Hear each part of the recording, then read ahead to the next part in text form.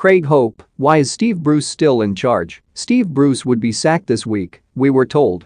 Newcastle United's new owners had realized how his presence could have a negative impact during their first game at home to Spurs on Sunday. Sources say that opinion has not changed.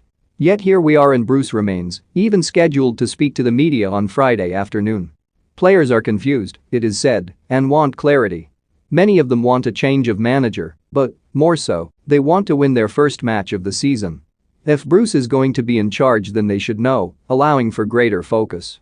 The club's followers had hoped that Amanda Staveley and the Saudi-led consortium would be more decisive in what ranks as their number one priority right now.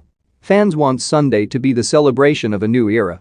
It still will be, nothing will detract from the scenes anticipated ahead of kickoff. But they also want to venture to St. James Park free of feelings of animosity and resentment towards those in positions of seniority at their club. The prospect of Bruce being on the touchline, therefore, is a troubling one for supporters. It is not that they will boo him from the off, as they have done in some matches this season, but if Newcastle find themselves behind, there is a danger the crowd will turn on Bruce.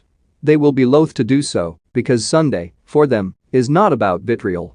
They want to show the world what a united and re-energized support sounds like. But with Bruce there, one or two notes might sound a little flatter than they should be. Their motivation in calling for the head coach to go in recent months has been a belief that the team would fare better for his removal.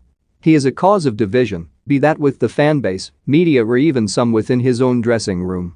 The new owners, certainly those on the ground on Tyneside this past week, are fully aware of the strength of feeling against Bruce.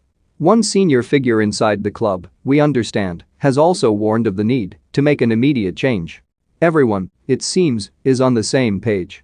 Even Bruce himself went on the record in saying he as good as anticipates the sack. But for it not to happen by now has dampened the mood. It will be awkward and unnecessary if, come 1:30 p.m. on Friday, it is Bruce facing the questions. This press conference was always going to be about the future. We never imagined it would be Bruce's future the talking point. Jonjo Shelvey, in an interview with Sportsmail on Wednesday, remains the only figure from within the club to have spoken about the excitement and possibilities that the takeover brings. That should have marked the start of a week of positivity and the building of momentum. For how can Bruce be the man the new regime presents to the watching world when we are led to believe he has no part in their plans? It feels wrong.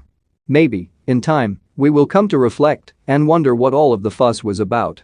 There is every chance that a wave of euphoria will carry Newcastle to victory against Spurs, regardless of whether it's Steve Bruce or Fiona Bruce in the dugout.